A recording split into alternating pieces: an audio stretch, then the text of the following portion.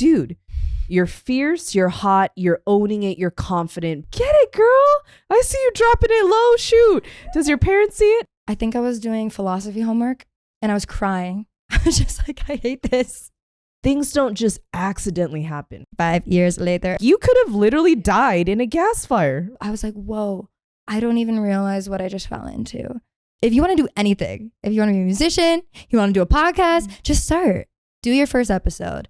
Write that song. The last life lesson I would say is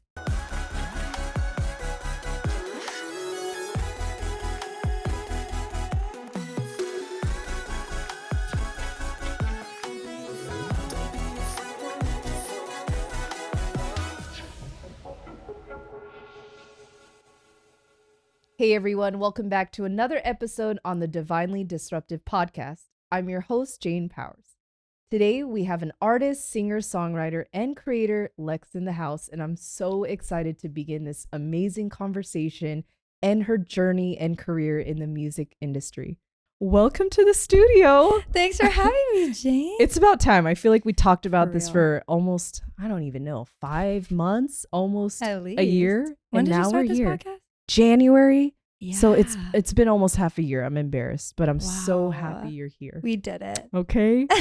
So for people that haven't got to know you yet, tell us a little bit of just your background, where you're from, and what brought you to the city of Vegas. Well, I was actually born and raised in Vegas, so I'm a Vegas local. I started singing when I was about 7 years old. My mom is the one who inspired me to start singing. She would sing in the choir at church every Sunday. And so that's how I really got into singing, is I was so inspired by her. And so I joined the youth choir at church, and I had my first solo at 7, and then I got singing lessons quickly after that. I said, this is what I want to do. That first time on the stage, that's exactly what I knew I wanted to do.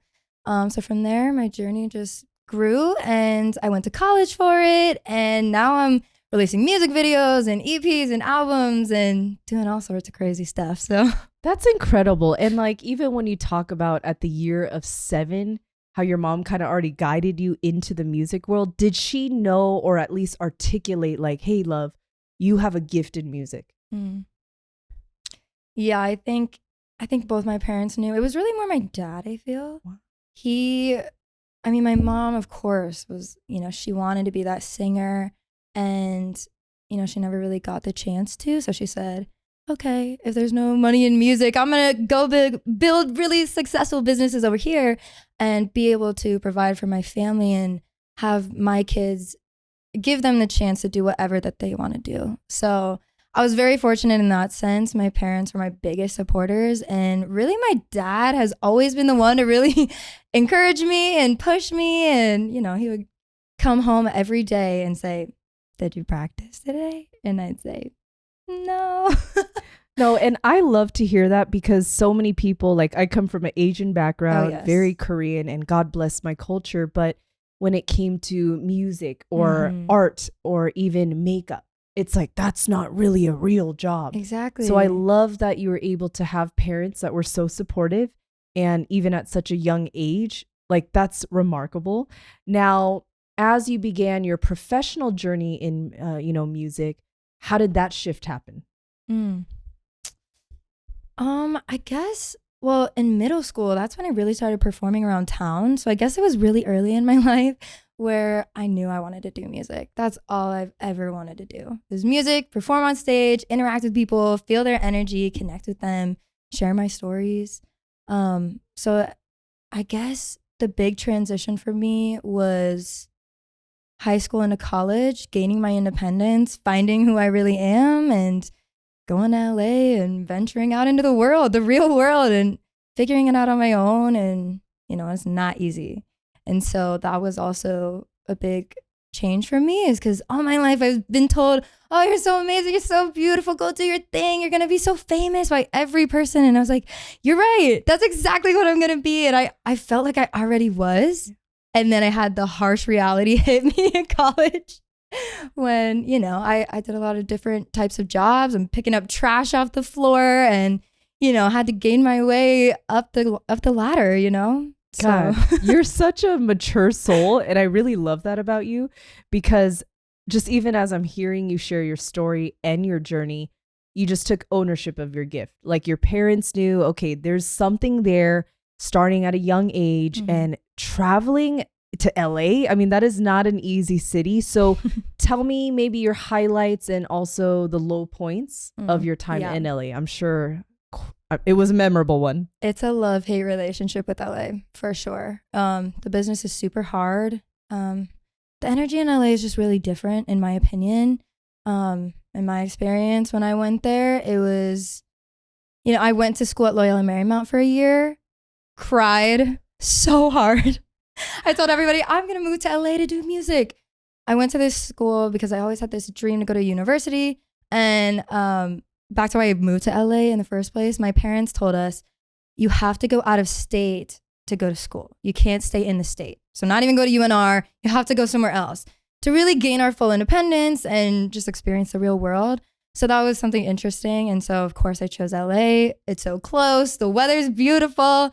And, that's like Music City, and I just had this big dream to either find an agency or get signed by a label and just totally take off. And that didn't happen. I went to music school after my 1 year at Loyola Marymount. I called my dad. I remember I called him.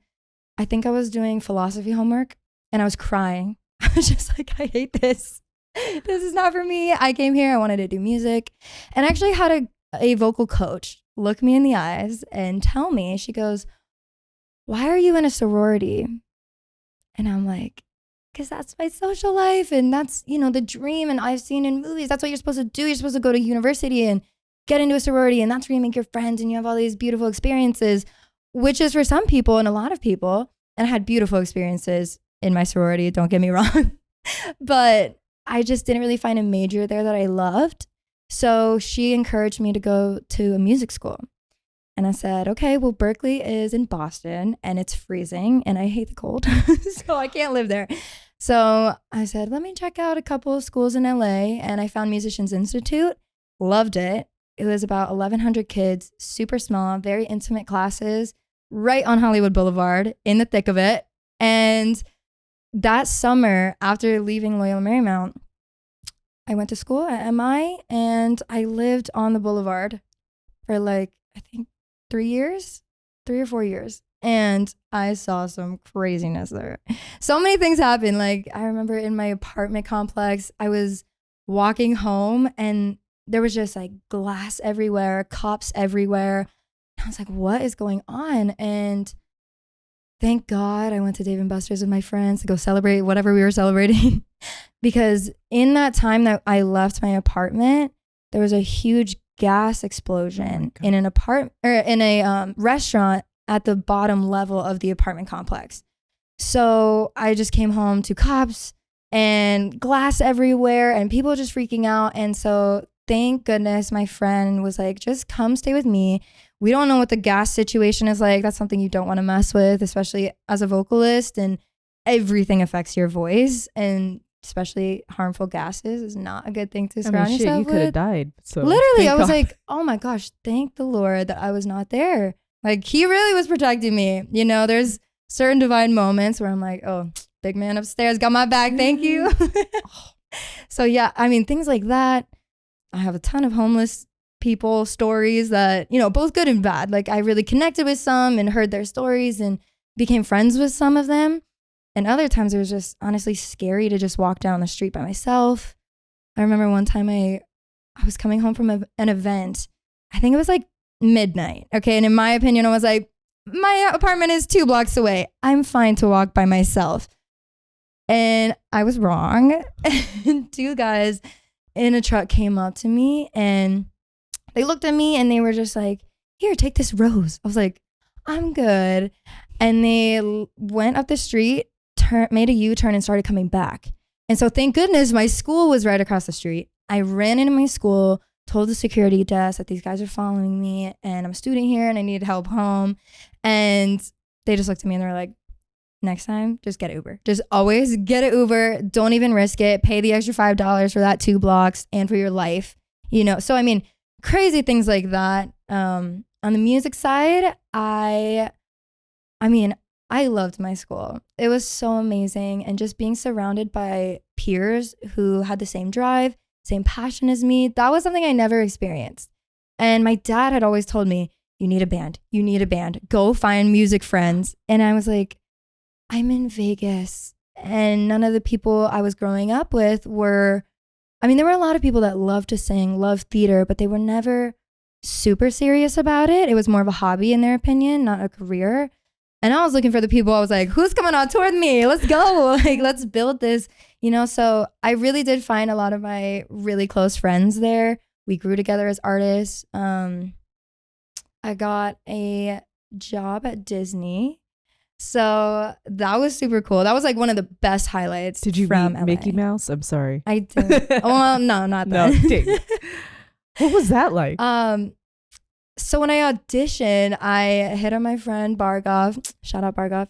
He's probably the most talented guitarist I know.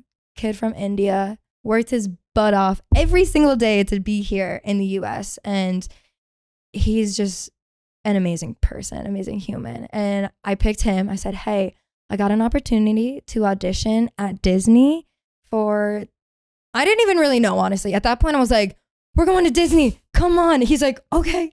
So, and we had done a couple gigs before, just like cover gigs. And we go to this audition, hop in this little golf cart. They drive us all the way through the back ends of Disney. I'm looking up. I'm like, whoa, look at this. The back of the roller coaster is freaking out. Just like, this is a huge opportunity. We go into this little room. It was like a dance room. And they had a table set up with, I don't even know, like 3 or 4 producer type executives. And we sang, I think 2 or 3 songs. They had a camera guy filming us. No pressure. No pressure at all. Just walked in. It's silent. And it's just a freaky audition, right? I hadn't really auditioned for things like that before. So, I just walk in with my buddy and we're just like, we're here. So we do the audition and we're just like on such a high. We were like living. We're like, we got this. We're going to be in Disney. And literally like 6 or 8 months goes by. And we forgot about it. Like, I'm not kidding. I was like, oh, well, I'm not going to put it out there that I didn't get it. But at that point, I really kind of just forgot that I did the audition. And I got an email when I was in Miami. And it just said something along the lines of like, congratulations. You're like 6 years later. Literally 5 years later. Yeah. So long ago. So they said, we got the gig. And it's going to be an acoustic duo and we'll be performing for 4 hours. And you just gave us this whole, I just read, congratulations, you're in. I'm like, yes, we're at Disney. Freaking out. I'm like, this is it. We made it. Right. So those gigs were probably the most fun I've ever had. Like truly, when they say Disney is the happiest place on earth, everybody there truly is so happy. Even the employees, I made so many connections with them. And we're like these young little college kids, just bright-eyed and bushy. And we go out there and, the seasoned performers were like, who are these kids?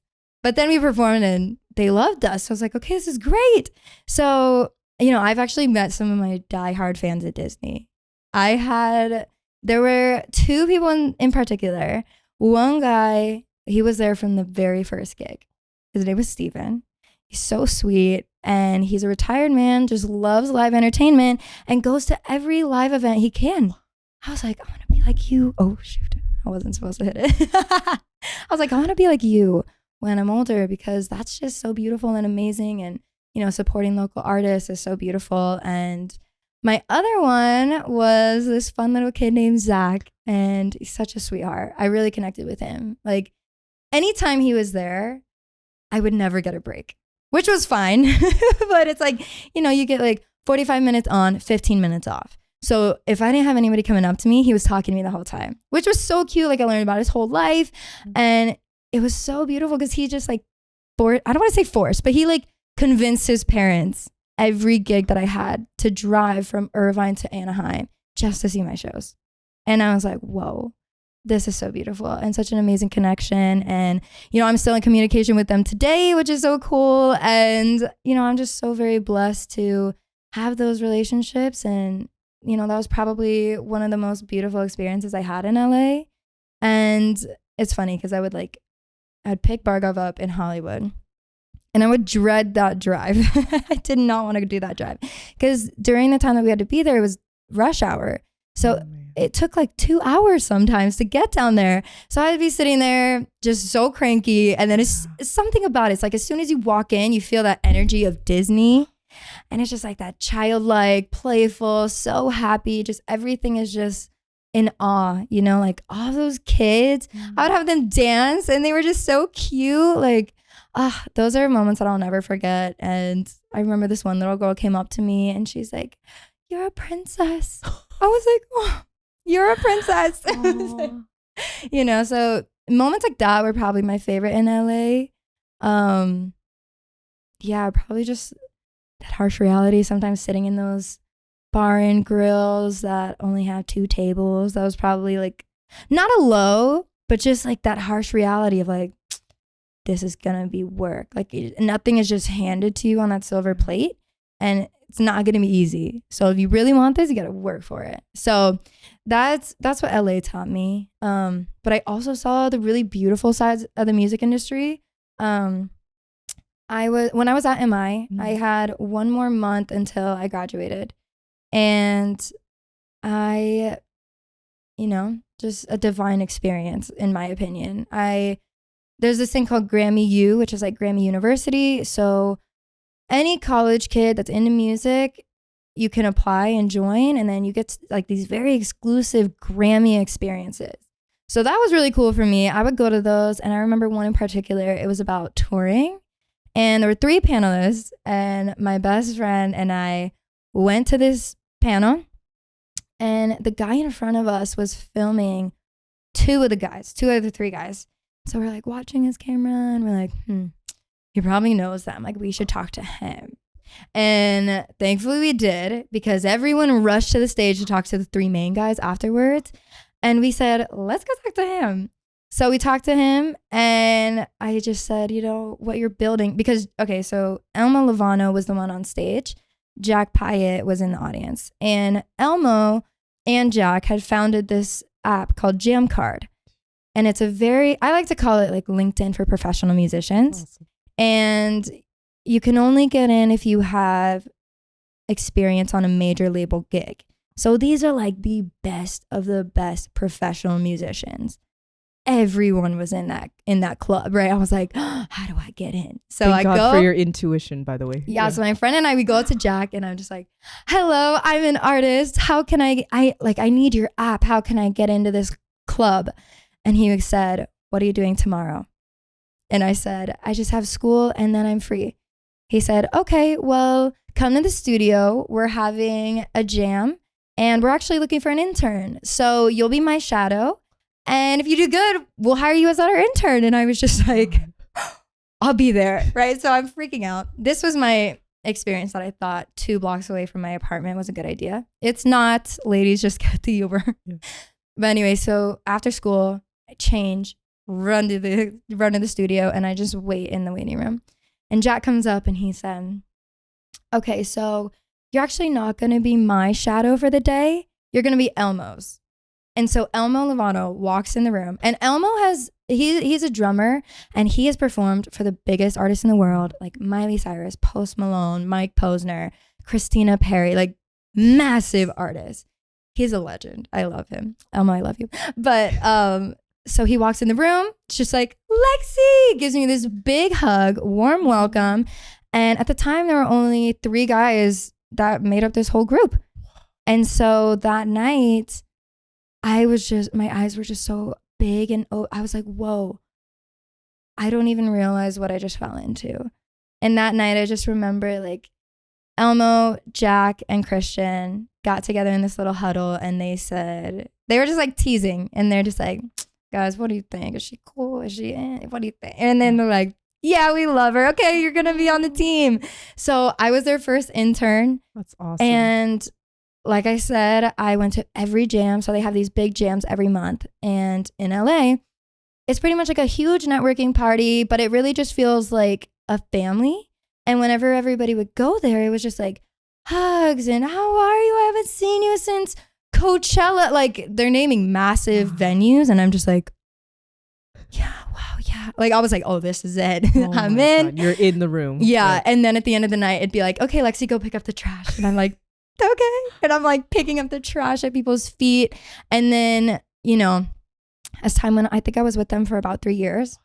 And as time went on, they grew as a company. Quincy Jones actually invested in them. So we had the money to pay people to pick up the trash instead of me. So Jack and I were like, we did it. We got it.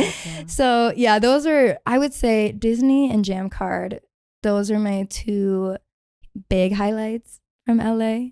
And I am just like, yeah, I'm so grateful for them and, you know, taking a chance on me and having me as their intern. And it was just a beautiful experience. And I'm just so grateful. No, and like, thanks for sharing, because even as I'm listening to you, that was just even a moment of your life. But for most people, I hate to say this, that is almost like the majority of their lifetime, right? That was just a snippet of your reality in LA.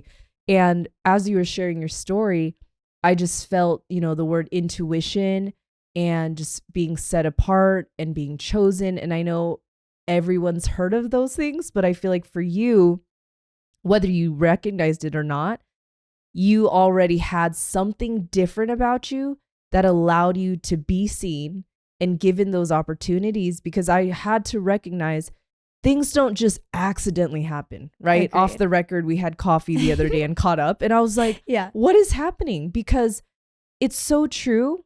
When you're ready, we said this, stay ready so you don't have to get ready, but it's a mindset. Like when you're ready for great things to happen, you're ready for great people to be, you know, in your path. We must also be ready for those opportunities. So maybe then, you know, you were so young, but you are very mature, and to be so seasoned, it's not like, oops, let's just accidentally bring her on board. They obviously saw something. So I'm and like I said before, I felt like I was just already there, you know, because as a child, you know, I would just imagine like, oh, I'm this famous big singer on these huge stages. Like, I was like, look at all my dancers behind me, my band. Like, I imagined it, and I didn't know what that was, but I truly felt inside like I was this massive artist, you know, and I'm sure a lot of people did, singing with their little hairbrush in the mirror. Like, we all do it to some extent where we start visualizing things. And I think through that visualization and really internally believing it, like you manifest it. And so I believe that I manifested all of the things, that all the opportunities, all those little open doors, intuition, God, the universe, something drew me to those. And, you know, I'm just so blessed. And don't judge me, but I saw a music video of you, and it was probably, you know, a couple years ago. Wait, we got to cheers. Oh, yes. We did cheers yet. Yes. Woohoo! Cheers! Health and wealth. Health and no drama. And no drama. Okay. But I can't remember, but it was one of like your bigger hit videos, but you were wearing a fun outfit. You had this like long mohawk ponytail or something. But anyways, it was a hot video. Yeah, but you had a whole crew. And oh, yes. I brought this example up because when you talked about manifestation, visualizing, believing in yourself, it's so trippy, but definitely not an accident when you're like, Jane, I always felt like a star. But when I watched that video, that was probably the first music video I've ever seen of you like professionally. I'm like, dude, you're fierce, you're hot, you're owning it, you're confident, but it felt so natural. Like even an outsider watching, I'm like, get it, girl. I see you dropping it low. Shoot. Does your parents see it? But what I really appreciated is you just owned it all the way. Yes. Right. And so even that, I think that says so much about who you are, is even with the early success and the exposure to, you know, your gifts and talents, you still remain very humble, very grounded, even as I'm sharing space with you. Like, it's my pleasure to sit here with you. Just it's fun, it's comfortable, and it's real and raw. So tell me a little bit more too, how, you know, as you have all this favor and things are showing up for you, how do you remain grounded and humble? Great question. I don't always have it together. As much as I show that I'm put together, I have my mental breakdowns. I have those, you know, times in my life where it's a struggle and it is hard to stay grounded. It is hard to really believe in yourself when you're getting down, or maybe an opportunity closed in your door, or the door closed in your face, the opportunity closed. And, all those highlights that I share, all the great parts about LA, it was like, when I was there were tons of doors shutting in my face all the time. But those ones that came up, it was like, those ones closed because this is meant for me. And this, it's like, okay, that door closed, bigger and better is coming, like, oh, this song didn't go off, the next one's going to, a bigger one's coming. And so definitely my family keeps me grounded, my friends and my family, 100%. And of course, God, I love God. I go to church. I pray a lot. I don't know where I'd be without prayer. I pray for everybody in my life. Yeah, I would just say like the moments where I come back home, it really feels good to me. And, it's like, these are the people that matter the most in my life. And if I'm making them proud, that's all that really matters. Like all those comments, they could say whatever they want online. And it used to get me down. And, I would have to just center myself and be with myself. And, during COVID, I became my best friend. I was forced to stay in my house alone, and I was single. And I was like, oh my gosh, the only thing I have to do is be with myself and learn about myself, have fun with myself, and, just learn new things about me and what I liked, and, go dance on the balcony and like, don't really care. Like if I'm happy, I'm pleasing myself, and I'm, that makes me the happiest. And I think also music has grounded me a ton, especially since I've learned more about songwriting. And music is therapy. Music is very healing. It has saved me. It is the one thing in that horrible day where I could just say, I had a rough day and I'm going to write about it. Yeah. It's like, and then you make something so beautiful out of a horrible experience or situation. And that is the thing that's like, wow, I would have never got this song if it wasn't for this experience. And I think that's what keeps me going, is that I can turn something in my life that might not have been the best in my perception and make it something this beautiful masterpiece. No, and I love that you're sharing the importance of faith and family. Yeah. Because people watching and listening right now, there's probably a lot of dreamers out there, yeah. whether they're, we all are, trying to make it in whatever they choose to believe in. But I think the reality is, you said it best, it's just doors will close and opportunities won't be presented for you. However, when we stay the course and just trust God and the divine, there's something greater. And someone wise used to always tell me, like, Jane, when someone says no, it just means not right now. Yeah. And if you are taken out of something, whether it's a job, a friendship, a relationship, perhaps this is also protection from things getting worse, or a situation. I mean, even you said it yourself when you were in freaking LA, like you could have literally died in a gas fire, right? I could have. And thank God you were, out with your friend. But imagine those little subtle God moments. Like it had to be God or a higher power being like, all right, I know you wanted to get home, but something could have happened. And I love that too, because it's like, we notice it. And, somebody asked me one time, like, how do you know that there's a God? Like, how, how do you know? And I was like, I just can't explain that to you, because if I do, it's going to sound really crazy. And that's fine. But, it is those little moments where, you pray for something. It could be so small, like, God, I pray that the wind would stop for my performance tonight. Like, and he did. It's like, how else can I explain that? Like this moment where it's like, oh, maybe I got stuck in a traffic jam, but that was because if I left earlier, I would have been in the traffic jam. Like, you just never know. But I think you're right. Like, noticing and being able to notice those little moments where it's like, wow, that's just unexplainable.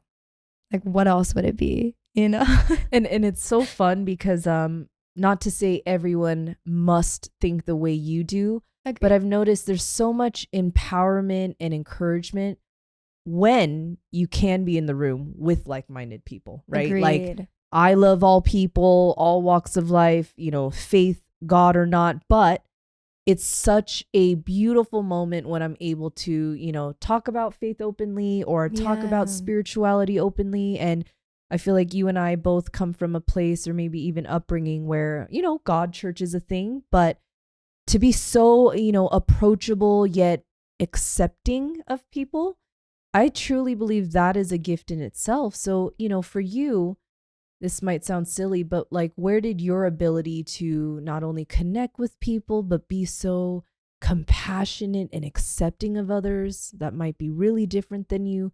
Where did that come from? Probably my dad.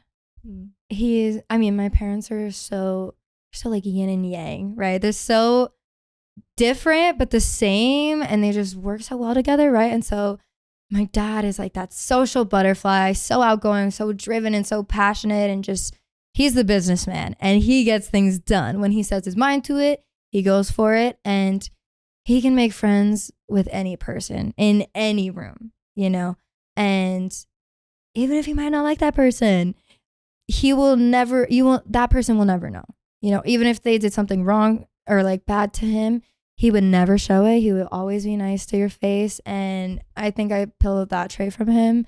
My mom is very reserved and super sweet, the nicest woman on earth.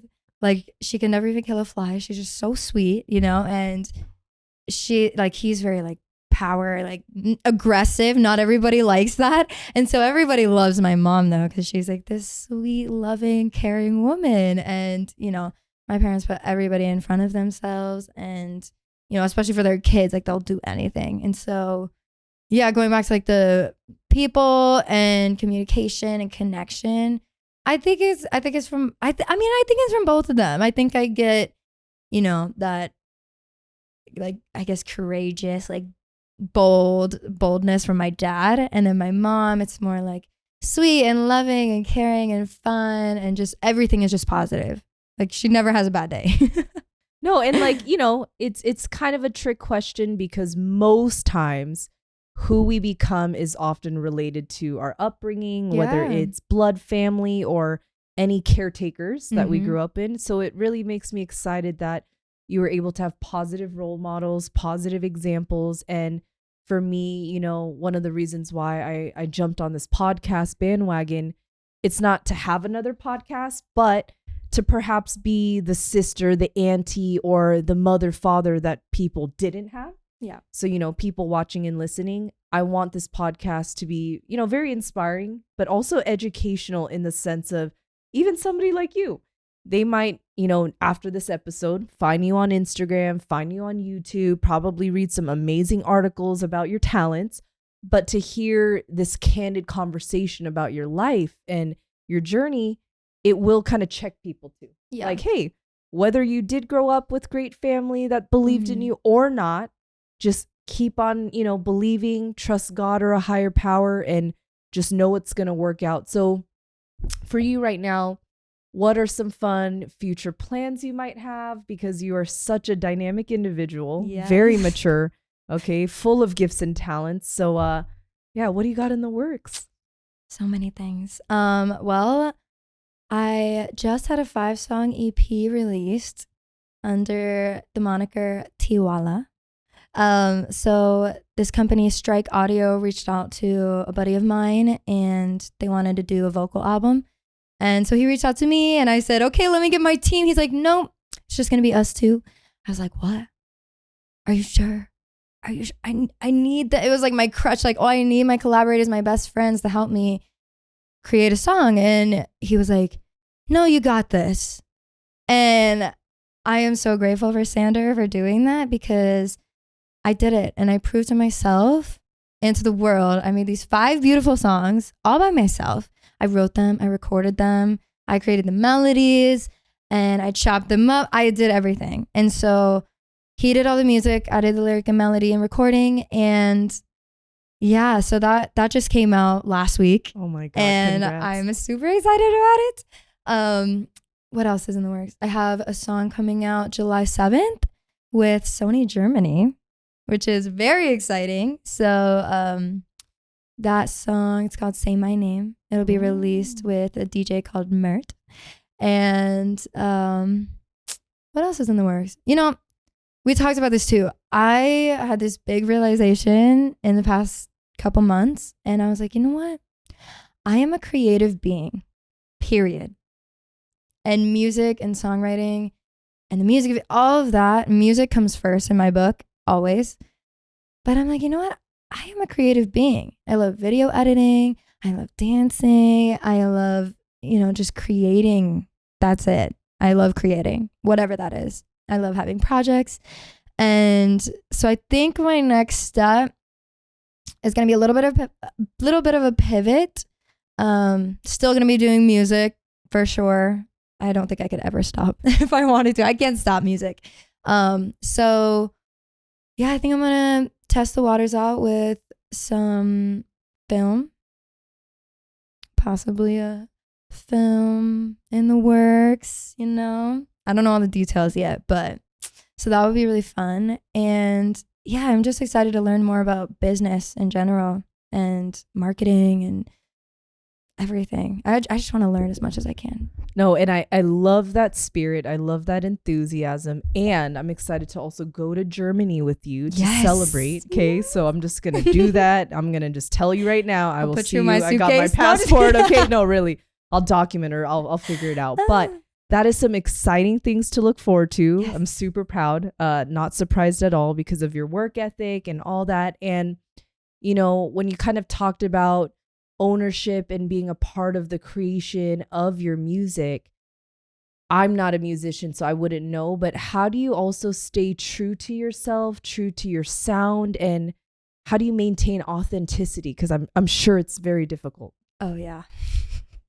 Well, yes and no, I guess, because, my voice is authentic to me. Anytime I open my mouth to sing, that is my authentic voice, whatever comes out. And so it's a tricky question because whenever I'm making music, I think I'm always finding my sound. I'm always growing as an artist, as a person, my experiences. And, it also depends on like the people I'm working with and the energies in the room. And I don't know, my team and I, we just decided one day, like, we are never making another song that is not positive, uplifting, or helping people in a way. And we are firm believers in music is healing, and, frequency and energy and vibration are very important to us in our lives in every aspect. And yeah, I think it's just staying a student of life and just always learning and always growing and just finding yourself. Because we all are, like, I don't know the right word. We're all like, I don't know if morphing is the right word. Evolving. Yeah, we're all evolving, transforming. We're always growing and we're learning and having new experiences. And I think that also affects my music because like, oh, today something great happened and tomorrow, something put a dent in my road. But it's like, anything that we write from now on is always going to be true. It's going to be storytelling and it's authentic to us, which I feel is authentic to the audience and to the listener. Because if it feels good to me and authentic to me, then I'm hoping that the listeners will also feel that from my voice. No, and that's very refreshing and inspiring to hear because I feel like even for me, ignorantly watching from the outside, I see so many artists changing or young actors or actresses. Yeah. I mean, you hear news about this all the time. Like they die or they commit suicide. It's like, wait, what happened to the innocence or what happened to the youth or what happened to their natural gifts and talents? All of a sudden it ends up, turning into something else. So I love that you were saying, no, Jane, whatever flows out of me, whatever I, project, it is my truth. It is my authenticity. Yeah. So I really love that. And people listening and watching right now, I really hope that they really take that to heart because it's so easy, for any kind of performer, even a podcast host, to start shifting or pivoting because, well, this seems to be very popular right now, or this seems to be very trendy. Trust me, it takes every part of me to be like, Jane, don't listen to that noise. Like, if you want to be spiritual, you want to be emotional, you want to be vulnerable, and you want to go in with people. If that's your truth, own that, because that's the magic. So, for people that maybe don't have any guidance and maybe they want to pursue a career in music, or, just curious, what would you perhaps, guide them? Like, what kind of direction would you point them if they don't really know where to start, but they want to be like you, or they want to start, creating music? In music specifically? Yeah. Just start. Just start. Just, learn. Again, just be a student of life and learn everything you can. Soak it all up. And even if you think it's a little left field of what you want to do, go with it, because I promise you it's going to lead you back here. Like, it's going to lead you back to the center, and you're not going to know why God, the universe, pulled you in this direction, but I promise you it'll all line up in the end. And then years later, you'll sit there and you'll realize, now I understand why this film world obviously just came into my life right now, but I didn't know years later, I want to do that. And I actually enjoy it. And I can pull my music into it. And it's all a part of each other. Like, everything is intertwined, So I would say, if you want to do anything, if you want to be a musician, you want to do a podcast, just start, right? It's like, just do your first episode, write that song. Because I think Ed Sheeran gave this example of like a faucet, and it's like dirty water comes out at first, and then slowly over time, it'll be clear water. And it's the same with anything, sports, anything. You start, you're not that great. And then you learn the techniques, you learn more, you study the professionals that did it before you, everyone that came before you, you just study what they did and what works for them. You implement it into your career and your life. And, it's the same thing with like, if I wanted to be a runner and I wake up in the morning and I'm like, I'm just going to run around the block, I could still tell people I'm a runner, but I don't do marathons. Like, I'm not like a professional runner. But it's like, if you want to be a singer, just start singing. Whether that's your own songs or whether that's other people's songs, cover songs, you do remakes of songs, just start.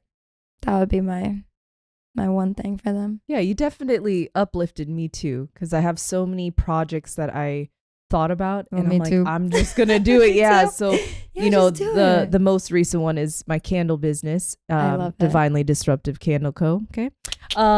But even with that, I remember just researching, watching all these people doing it, and I'm like, gosh, can I do that? Like, am I allowed to, or am I worthy enough to have businesses? But back to your point, like, just start somewhere. Yeah. And so I really love those words of wisdom, and with anything in life, you can apply that knowledge, right? Yeah. Just start somewhere, and then you can build, get the right mentors. So I'm just really thankful that you were able to share not only your journey, even a little bit of glimpse of your childhood, what got you into the music, and just the exciting things that are on the way. I can't wait to support you. What I always like to ask every guest as well is, what would be 3 major life lessons that you would tell your younger self? Oh, yeah.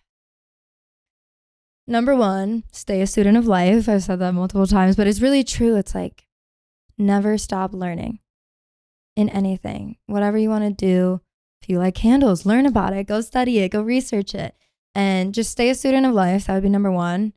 Number 2, I would say just go into everything fearless. And, it's like, I think one of my mentors said it best. He said, oh my gosh, I don't want to get it wrong. He said something along the lines of like, you're wrong and strong.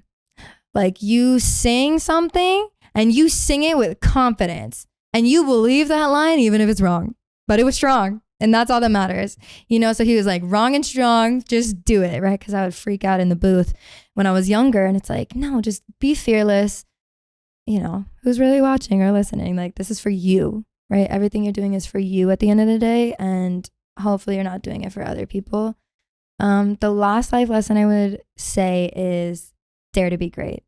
And my dad, that's his coined phrase, dare to be great. He would say that since we were little. And, if I was telling my younger self, it's like, really understand what that actually means and what it takes to be great, not just good, but great at something. and it's a process, and just stick with it because it's all going to work out in the end. I love that. No, thank you for sharing. And for people that are maybe, just intrigued or interested about getting to know you more, what are kind of like your main social media platforms? Yeah. I mean, we'll link it down below, but Yes. where do you hang right now?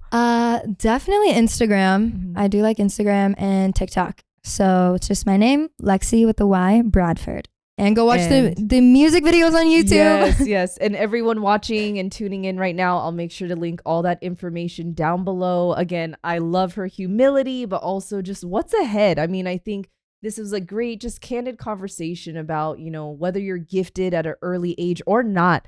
Like, just go for it. Just start somewhere. I mean, even for me, I'm just a toddler, maybe an infant when it comes to podcasts, but you see me pressing record. So I really just want you guys to really feel like you belong here. Your life matters. Your hobbies matter. Your desires matter.